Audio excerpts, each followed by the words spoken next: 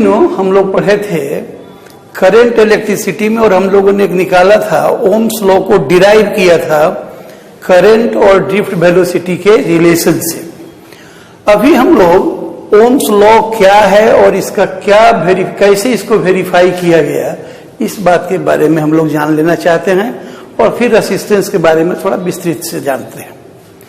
जैसे Ohm's law ने कहा कि at constant temperature potential difference at two ends of a conductor is proportional to the current flowing through it. इसके लिए मैं थोड़ा सा पीछे आपको जाना चाहता हूं। कोई कंडक्टर ये है, इस कंडक्टर से करंट कब बहेगा, चार्ज कब बहेगा, तो हमारे पास क्या ज्ञान है कि जिस एंड पर ज्यादा पोटेंशियल होगा और जिस एंड पर पोटेंशियल कम होगा तो चार्ज का फ्लो हाई पोटेंशियल से लोअर पोटेंशियल की ओर जाएगा। ये कंडीशन था हमारा, यही कंडीशन था ना। क्या कंडीशन था कि करंट किसी भी कंडक्टर से फ्लो करेगा, कब करेगा, कब चार्ज बहेंगे। तो हम लोग कहते हैं कि चार्ज तब बहेगा जब एक छोर पर पोटेंशियल ज्यादा होगा, दूसरे छोर पर पोटेंशियल कम होगा। मतलब जितना ज्यादा पोटेंशियल डिफरेंस होगा उतना ही ज्यादा चार्ज का फ्लो होगा। मतलब जितना ज्यादा पोटेंशियल डिफरेंस होगा करंट उतना ही ज्यादा फ्लो करेगा।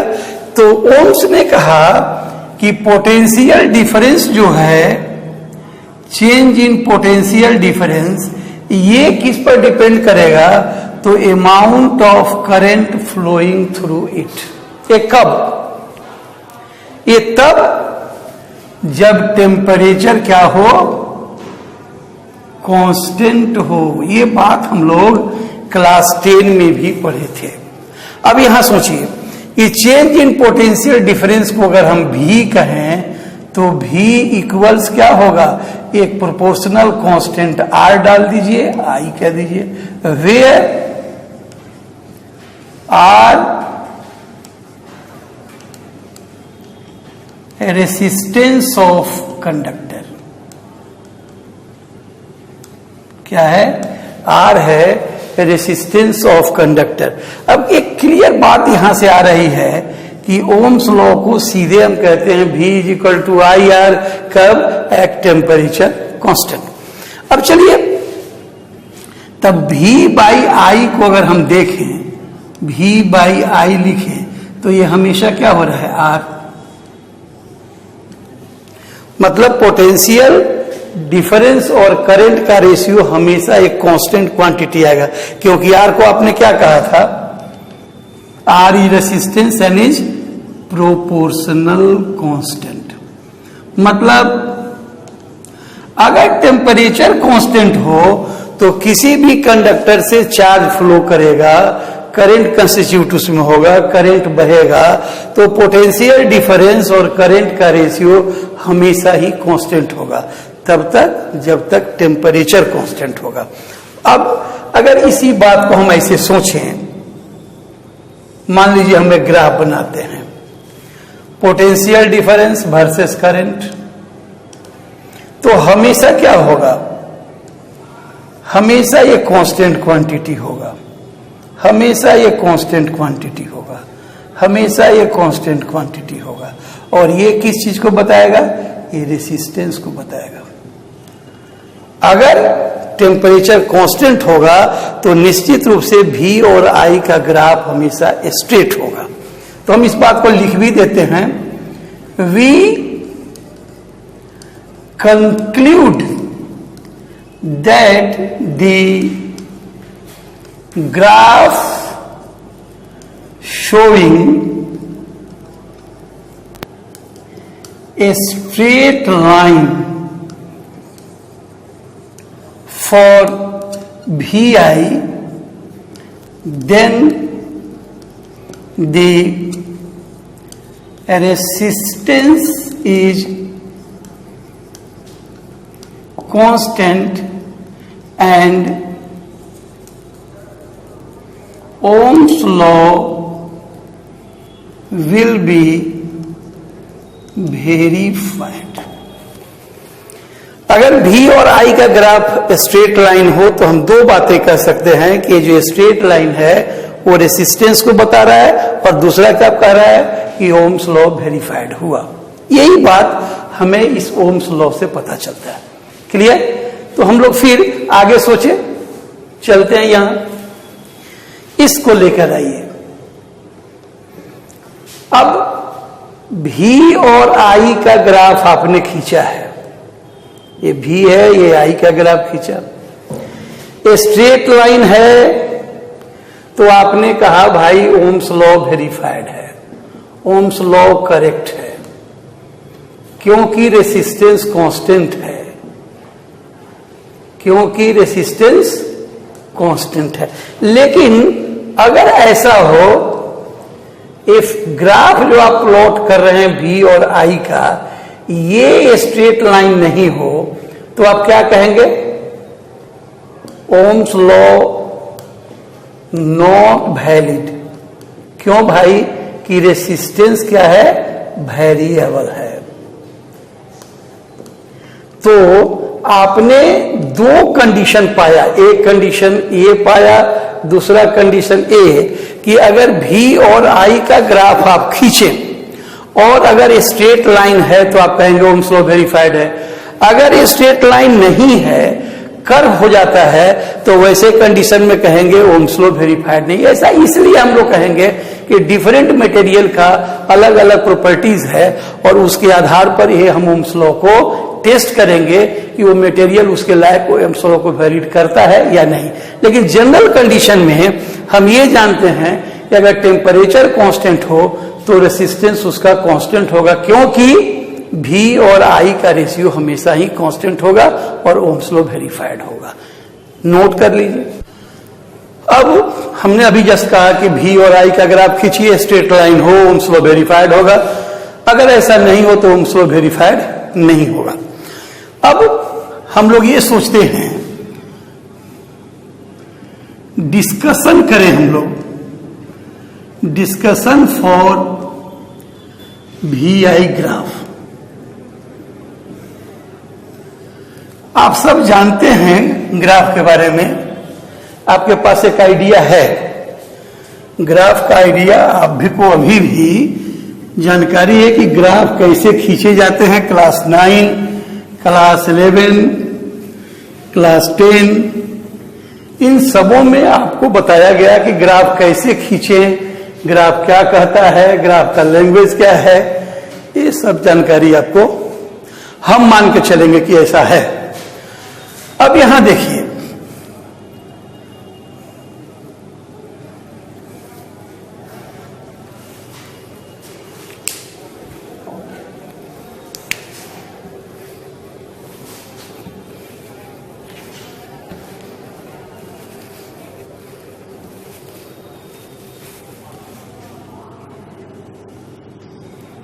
VI ग्राफ जो अभी थोड़ी देर पहले आपको बताए थे, VI ग्राफ में ये लाइन को आपने रेसिस्टेंस कहा था। अब एक क्वेश्चन मान लीजिए पूछ दे कि भाई ये V और I है, ये दो लाइन है, तीसरा लाइन भी है, इसे R1 कहें, R2 कहें, R3 कहें, मान लीजिए ऐसा है। कोई पूछे क्वेश्चन कि भाई VI ग्राफ हमारे पास है, तीन लाइन ऐसे बना हुआ है, और कहे विच इज ग्रेटर रेसिस्टेंस, मान लीजिए यही क्वेश्चन हमसे पूछा जाता है, तो हम क्या जवाब दें? हालांकि ये क्लास 10 में आपको बताया गया है कि क्या होगा ये, लेकिन फिर भी एक बार देखिए, हम लोग कोशिश करते हैं इसको कैसे समझें। हम लोग कहते हैं कि इस लाइन का जो आपने लाइन खींचा है, उस लाइन का जो स्लोप है वो अगर बड़ा है तो रेसिस्टेंस बड़ा होगा, और अगर छोटा है तो रेसिस्टेंस छोटा होगा। क्यों? क्योंकि I का वैल्यू कम हो और पोटेंशियल ज्यादा हो तो रेसिस्टेंस क्या होगा? ऑटोमेटिकली ज्यादा होगा। तो हम लोग इसको जरा देखें ऐसे कैसे कर सकते हैं। इस नोटिस को पहले एक बार हम लिख देते हैं यहां। VI graph gives the information about a property of conductor known as resistance and its value। ये बाद में है, पहले इतना है। मतलब रेसिस्टेंस की प्रॉपर्टी बताओ, कंडक्टर के रेसिस्टेंस के बारे में बताता है कि रेसिस्टेंस कैसा है। दूसरा, the slope of line gives the information about a resistance of conductor। मतलब अब फिर यहां से इस बात को हम लोग यहां से कर रहे हैं, ये स्लोप ऑफ लाइन थीटा है। यहां हम लोग खींच के देखते हैं कैसे होगा ये जो लाइन मैंने कहा, इसको यहां से प्रूफ करते हैं। देखिए हमने खींच दिया, ये कोई पार्टिकुलर करंट पर हमने बात किया, ये ओ मान लिया मैंने, ए और बी मान लिया। और from figure A O B, triangle A O B, इसमें देखिए क्या होगा, tan theta is equal to क्या होगा, A B by O B. Clear, A B by O B. A B क्या है, इसके पैरेलल है ना, ओ वाई के पैरेलल है ना, तो क्या हो गया, ए भी है तो ये क्या होगा, दिस अमाउंट विल ऑल्सो भी। और ये ओ बी है तो ऑटोमेटिकली आई है, तो आप क्या लिख सकते हैं इसको, भी बाई आई। ठीक है, अब tan थीटा हो गया A B by O B.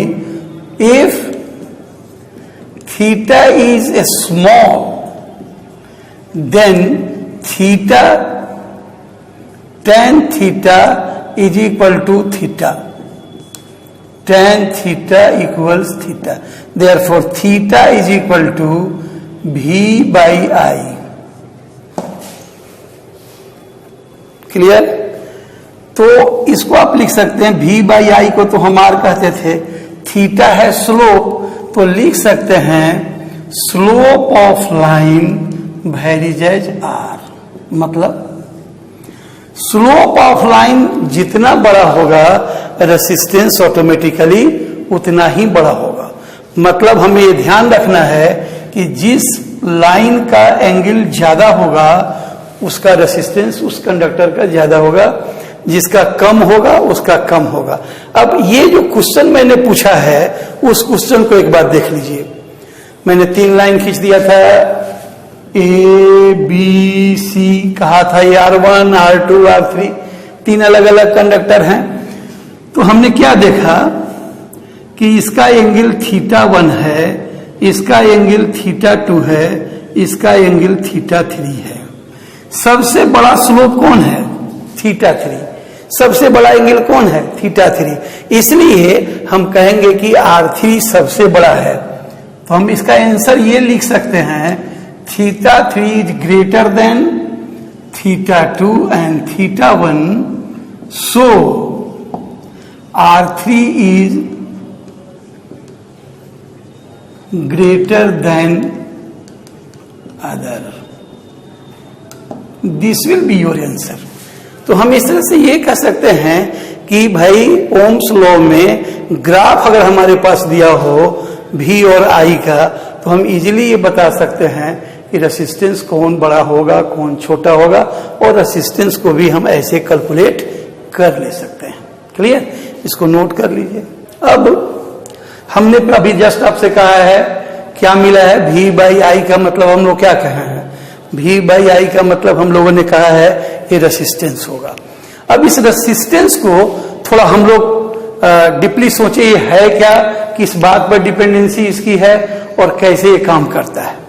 जैसे रेसिस्टेंस के पहले हम लोग कहें इसका डेफिनेशन क्या होगा, इसके लिए थोड़ा सा डिस्कशन। आप 10 क्लास में पढ़े हैं, मैं जानता हूं आप 10 क्लास में पढ़े हैं तो आइडिया है। देखिए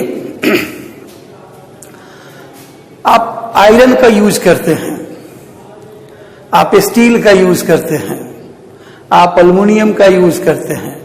आप देखते हैं कि उनके अपेक्षा एल्युमिनियम में बड़ी तेजी से करंट बह रहा है, चार्जेस का फ्लो ज्यादा है। इसका एक दूसरे तरह से हम सोचें कि जो आसानी से पास करने दे रहा होगा उसको रोकने की क्षमता कम होगी, इसलिए रेसिस्टेंस उसका क्या होगा, कम होगा।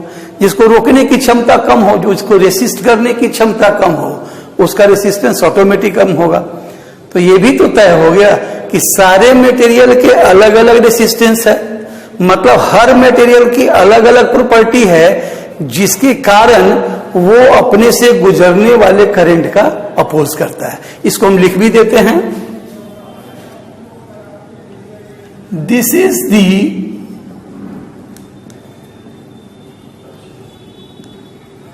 property of a conductor due to which it opposes the flow of current through it। अपने से बहने वाले करंट का ये क्या करता है, ये अपोज करना शुरू करता है। ये प्रॉपर्टी है, तो हर मटेरियल की अलग अलग प्रॉपर्टी होगी, इसलिए हम कहते हैं कि उनका रेसिस्टेंस भी अलग अलग होगा। अब क्वेश्चन आया क्या, V by I is equal to R, और हमने पिछले ही क्लास में बताया था एसआई यूनिट इनका क्या होगा, वोल्ट बाई एम्पियर, इसको हम लोग कहते हैं ओम, और बताए थे क्या लिखे, ओमेगा से दिखाए थे। ये पिछले दिनों हमने पढ़ाया था, याद कीजिए, और नहीं तो आपको मालूम भी है क्लास 10 से। अब V by I is equal to R, ये हमेशा हम यूज करेंगे, जब भी हमारे पास फॉर्मूला आर के लिए आएगा तो हम इसको यूज करेंगे। अब हम ये जान गए कि रेसिस्टेंस क्या है, हमारे पास जानकारी होगी कितना इसका मेजरमेंट होगा, करंट और पोटेंशियल के रेस्पेक्ट में कैसे इसका मेजर करेंगे, अगर ग्राफ दिया हो तो कैसे इसको समझें। अब एक बात इसमें बच गई है कि आखिर इसका कारण क्या है, कॉज ऑफ रेसिस्टेंस, ये रेसिस्टेंस के कारण क्या है ये जानना चाहते हैं। तो पहले एक बात जान लेते हैं, सिंबल क्या है। इसका सिंबल देखिएगा, किसी भी इलेक्ट्रिक सर्किट में अगर ऐसा दिया हो तो इसे कहते हैं कांस्टेंट रेसिस्टेंस, और अगर भाई ये दिया हो, ऐसा निशान दिया हो, तो इसको कहते हैं वेरिएबल रेसिस्टेंस। याद रखिए, ये कांस्टेंट रेसिस्टेंस कहलाएगा, और ये क्या कहलाएगा, जब तीर का निशान दे तो समझिए वेरिएबल, जैसे प्री सेट हुआ, कार्बन रेसिस्टेंस के वैल्यू बदलते रहते हैं।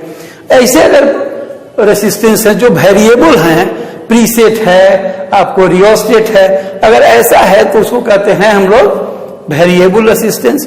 और अगर ऐसा दिया हो तो आप एकदम मानेंगे कि उस रेसिस्टेंस का, वो रेसिस्टेंस कांस्टेंट है, उस कंडक्टर का रेसिस्टेंस कांस्टेंट है इलेक्ट्रिकल सर्किट में।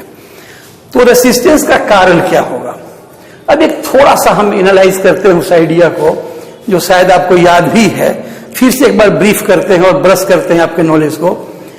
हमने क्या कहा था कि अगर किसी कंडक्टर को आप क्या करें, कोई कंडक्टर है हमारे पास, इस कंडक्टर को इलेक्ट्रिक फील्ड में रखे थे। पहला वीडियो आप देखिए, थोड़ा वो आवाज की उसकी साउंड क्वालिटी थोड़ी गड़बड़ हुई होगी तो हो सकता है उसमें प्रॉब्लम हुआ हो। लेकिन आप ऐसा देखें, किसी भी कंडक्टर को अगर आप इलेक्ट्रिक फील्ड में रखे थे, दो कंडीशन बताया था, सीधे इलेक्ट्रिक फील्ड में रखने का, दूसरा सप्लाई से जोड़ने का। तो आपने रखा मान लीजिए इलेक्ट्रिक फील्ड में, सप्लाई से जोड़ भी दिया, मान लीजिए सप्लाई से हम जोड़ भी देते हैं, तो ज्यादा आसान होगा आपको समझना।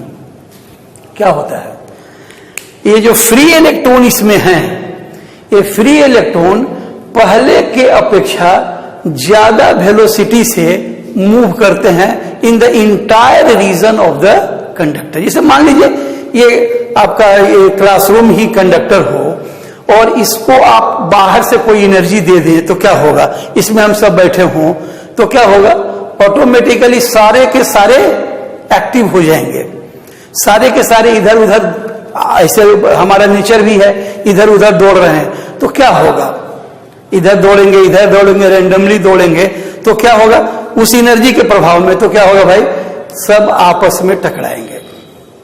और जब टकराएंगे तो क्या होगा, मैकेनिकल एनर्जी का कन्वर्सन किस में हो जाएगा, हीट एनर्जी में। और तब हीट एनर्जी के कारण एक सेपरेट करंट फ्लो करेगा जो फ्लो ऑफ इलेक्ट्रॉन के अपोजिट होगा, सॉरी जो कन्वेंशनल करंट के अपोजिट होगा। जैसे अभी आपने पिछले दिनों पढ़ा है ना कि अगर ये पॉजिटिव है ये निगेटिव है तो करंट का फ्लो इधर है और इलेक्ट्रॉन का मूवमेंट इधर होगा, तो नेचुरली जो मूवमेंट होगा हीट का वो किधर होगा, इधर होगा। तो किसको अपोज करेगा, कन्वेंशनल करंट का अपोज करेगा।